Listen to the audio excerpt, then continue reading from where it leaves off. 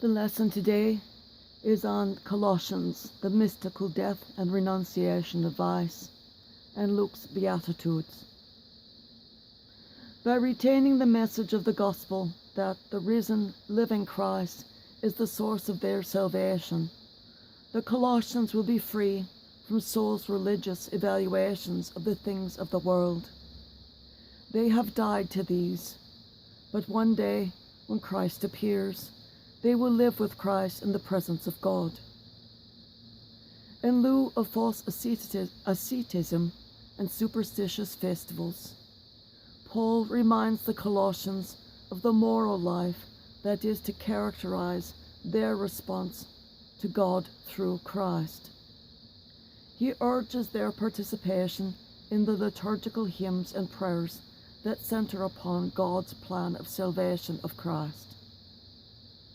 The two lists of the 5 vices are repetitions of those seen in Romans 1, 29 through 31, and Galatians 5, 19 through 21. The descriptions of putting away and taking off the behaviors is to reflect the practice of baptism, of putting on baptismal garments and becoming dressed anew in the light and life of Christ once the rite is completed, by then donning a robe of pure white. We, as Christians, should shed this old life forever now, never again speaking or acting as one of before, Greek or Jew, American or Gentile, but no, all are Christian, for Christ is all and in all. In Luke's Sermon on the Plain, which is chapter 6, verses 20 through 49, today we only did 20 through 26. It is the counterpart to Matthew's Sermon on the Mount, chapter 5, verse 1 through 26, verse 1 through chapter 2, 27. The difference is to whom each is addressing.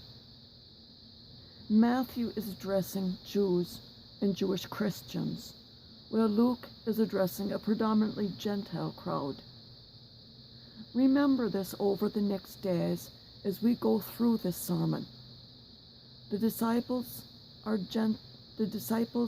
and Gentiles who are coming to believe or are new Christians are this audience, not Jews. The Sermon on the Mount thus deals with a lot of inside baseball things, items that would not be addressed to an audience of not Jews. Thus the very tone is different, and it's much shorter in length. I'll remind you of the audience issue as we move forward, in case you forget. A brief reflection of the day. Where were you 18 years ago as thousands were martyred? It matters not. What matters is that you never forget that feeling of hollowness, of sick emptiness, of fear.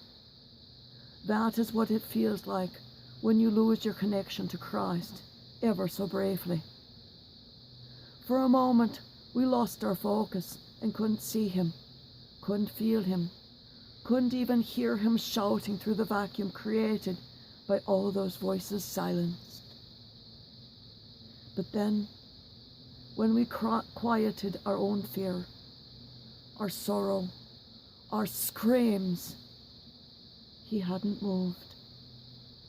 He was where he had always been, standing with his arms wrapped around us, else we would not have been able to stand. The pain was so intense. We would not have been able to breathe if he had not been working our lungs for us, the fear so debilitating. He was all about us, for every moment. He was all about each of them, too. And they felt no pain, only the joy of his love as he whisked each of them away at the last microsecond, so none felt anything Praise God. And none was alone. Not even the alleged non-believers who believe at the end. He isn't going to let these, his children, suffer for their pride and obstinacy. He knows what is in their heart of hearts. He knows what they cry in the silence.